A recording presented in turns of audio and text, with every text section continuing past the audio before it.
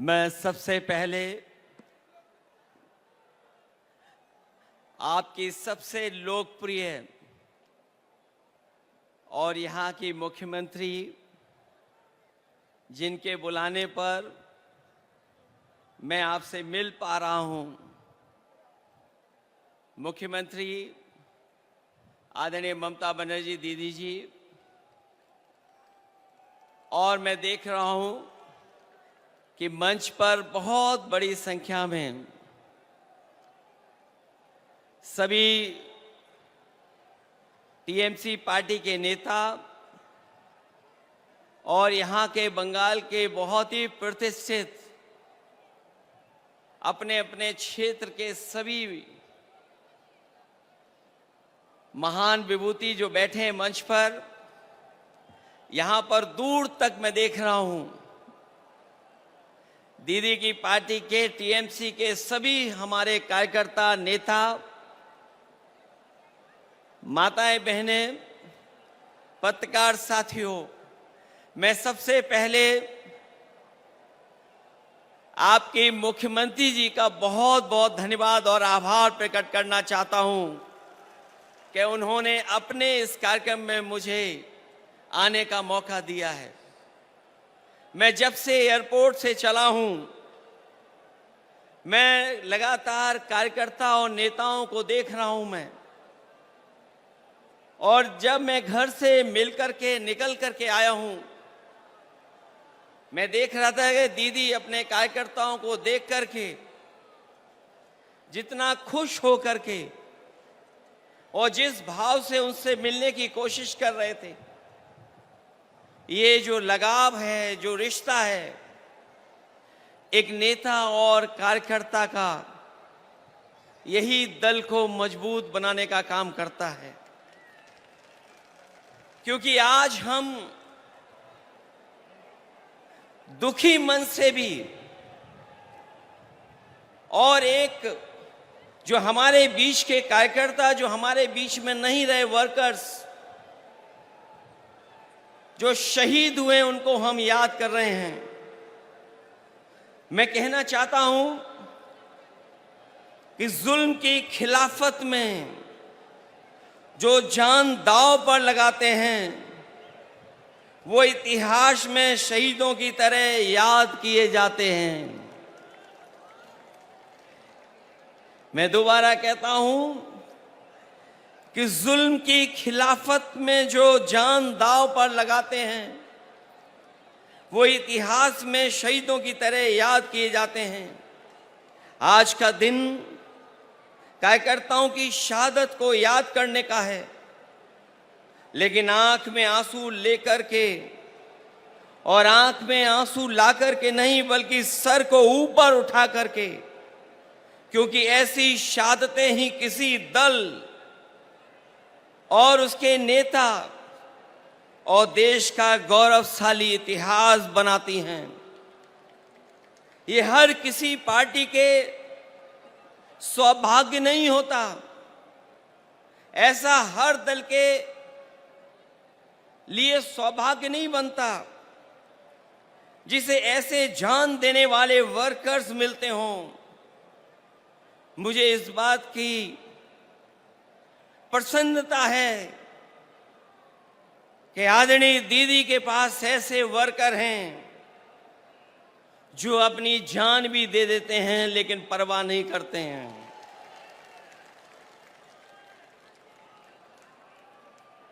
दरअसल कोई कितना भी बड़ा लीडर हो जाए या कभी कोई भी बड़ा पद ना पाए, लेकिन वो कार्यकर्ता हमेशा रहता है। कार्यकर्ता सबसे छोटा नहीं, सबसे बड़ा होता है। कार्यकर्ता ही किसी दल की बुनियाद होता है। वर्कर ही हमारे पार्टी की बुनियाद में होता है। उसी की शहादत अगर ये बताती है कि वो पार्टी के प्रति कितना वफादार था, तो पार्टी द्वारा उसको याद करना बताता है कि पार्टी के दिल में उसके लिए कितनी ऊंची जगह है। आज जो आप लोग इकट्ठे हैं या मैं आकर के आपके बीच में खड़ा हूं, वो याद दिला रहा है, बता रहा है कि दीदी के दिल में एक एक कार्यकर्ता का सम्मान कितना है, उसको आज भी दीदी याद कर रही हैं। जिस दल का सबसे बड़ा लीडर उस दल का सबसे बड़ा वर्कर होता है, उसका वर्तमान मजबूत होता है और भविष्य और भी ज्यादा मजबूत है। पिछले चुनाव में मुझे याद है, जब दीदी संघर्ष कर रही थी, आदरणीय ममता दीदी के लिए मैंने 2 लाइनें कही थी। जब वो असली लड़ाई में थी, पैर में चोट थी, वो चल नहीं पा रही थी, उसके बावजूद भी वो चुनाव प्रचार में थी। और उस समय हम लोगों ने देखा और यही कहा था कि एक अकेली लड़ जाएगी, जीतेगी और बढ़ जाएगी। जब दीदी को हम लोगों ने देखा था कि पैर में प्लास्टर बांध करके वो अपने कार्यकर्ताओं के लिए और सरकार बनाने के लिए आपसे आह्वान कर रही थी, उस समय जो वो लाइनें थीं, वो उस समय भी महत्व रखती थीं।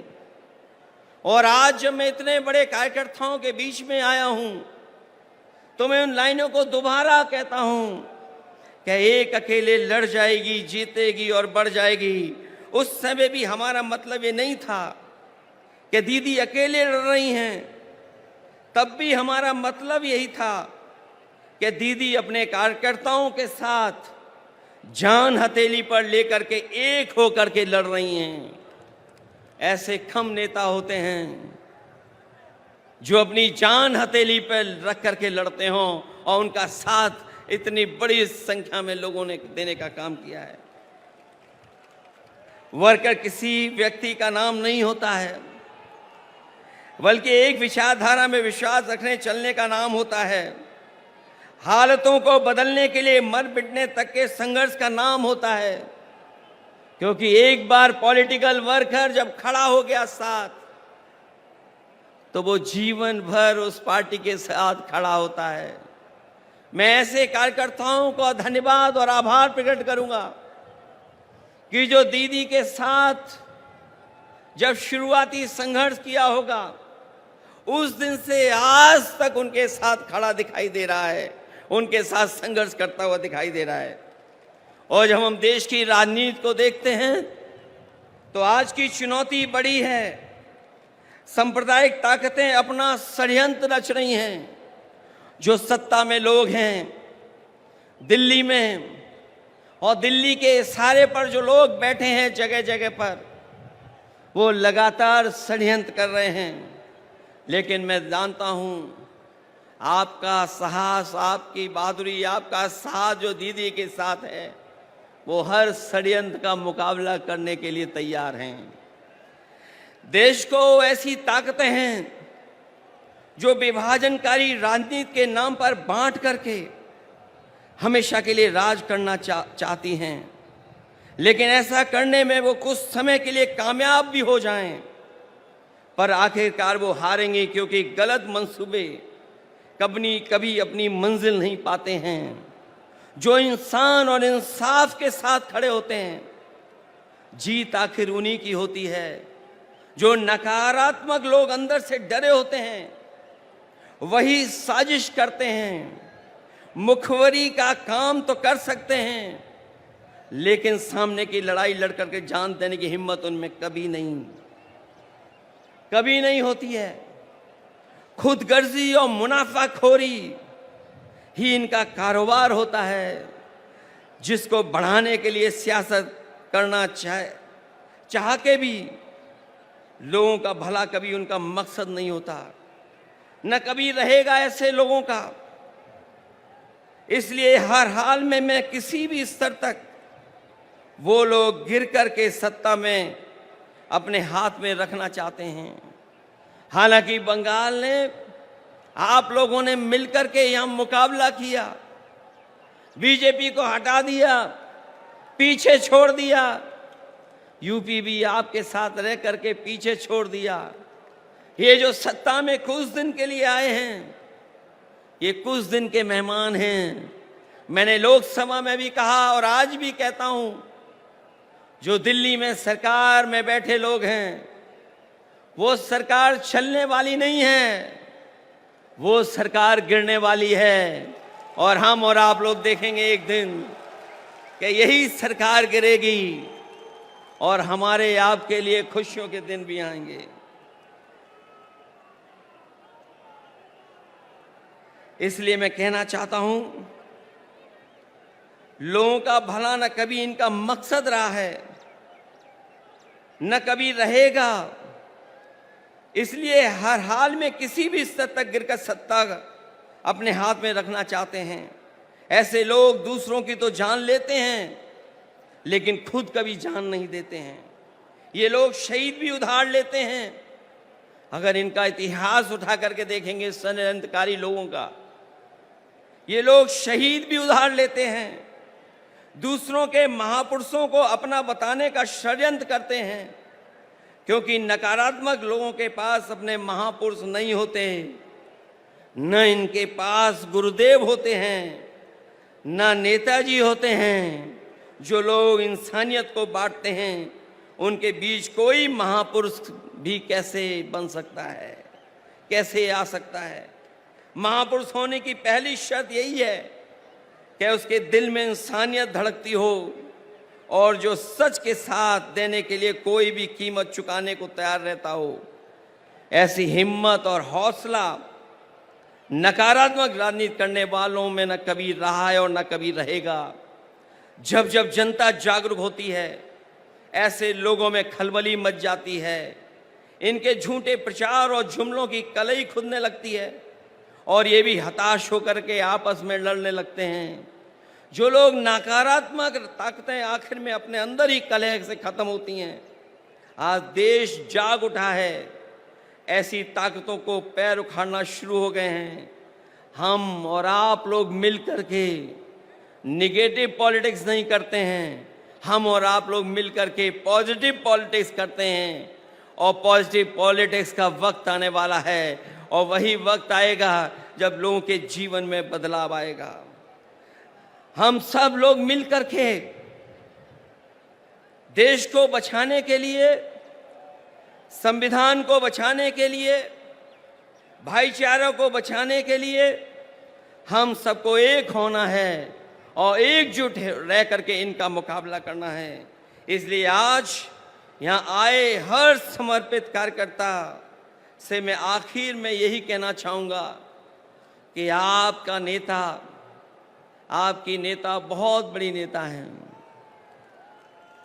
उन्होंने लड़ करके, संघर्ष कर करके, अपनी जान को जोखिम में डाल करके इस दल को, इस पार्टी को आपका साथ लेकर के यहाँ पहुँचाया है और दूर तक जाना है। इसलिए जिस तरीके से आपने हमेशा उनके संघर्ष में साथ दिया है, मुझे पूरी उम्मीद है कि आप लोग साथ देंगे। और मैं आज के दिन जब अपने शहीद कार्यकर्ताओं के साथ याद करते हुए यहाँ आप खड़े हैं, मैं आपको भरोसा दिलाता हूँ कि हम लोग भी आपका हमेशा हमेशा साथ देंगे। जो लड़ाई आने वाले समय में होने जा रही है, उसमें हम आपके साथ खड़े दिखाई देंगे। मैं आखिरी में आप लोगों के बीच में उन बातों को कहना चाहता हूँ, एक एक कार्यकर्ता के लिए कहना चाहता हूँ कि हिम्मत को बनाना हथियार और असूलों को बुनियाद रखना, अपने हौसलों को हौसला देने के लिए अपने शहीदों को हमेशा याद रखना। ऐसे कम लोग होते हैं जो अपने शहीद कार्यकर्ताओं को हमेशा याद रखते हैं। और आपका दल, आपकी नेता ऐसी है जो कार्यकर्ता को न केवल सम्मान देती है, बल्कि जो हमारे बीच में नहीं रहे हैं, वर्षों वर्ष गुजर गए हैं, लेकिन आज भी उन कार्यकर्ताओं के प्रति वही प्यार और सम्मान है। इसलिए मैं ऐसे नेता का धन्यवाद देता हूं, ऐसी पार्टी को बधाई देता हूं कि ऐसे कार्यक्रम में उन्होंने मुझे बुला करके मुझे अपने कार्यकर्ताओं से परिचय कराने का काम किया है। मैं इन्हीं शब्दों के साथ आप सबका बहुत बहुत धन्यवाद देता हूं, आभार प्रकट करता हूं और दीदी का विशेष धन्यवाद दूंगा और उनके साथियों का जिन्होंने मुझे बुला करके इस मौके पर आपसे मिलने का मौका दिया है। इस लड़ाई में हम आपके साथ हैं। बहुत बहुत धन्यवाद और बहुत बहुत आभार प्रकट करता हूँ।